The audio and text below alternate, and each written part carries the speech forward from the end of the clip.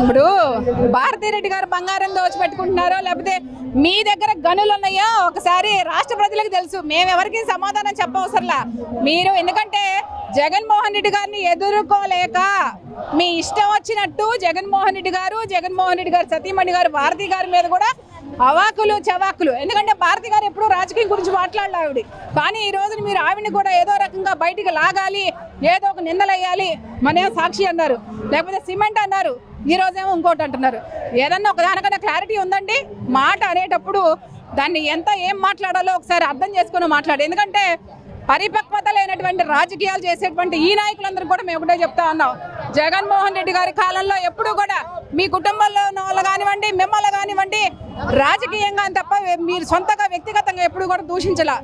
కాబట్టి ఎందుకంటే 40 ఏళ్ల అనుభవం ఉన్న పార్టీయో లేకపోతే 40 ఏళ్ల రాజకీయ చరిత్ర ఉన్నటువంటి నేనని చెప్పుకుంటారు కదా, పరిపక్వతతో పనిచేయండి అని కూడా మేము హితవు పలుకుతా ఉన్నాం.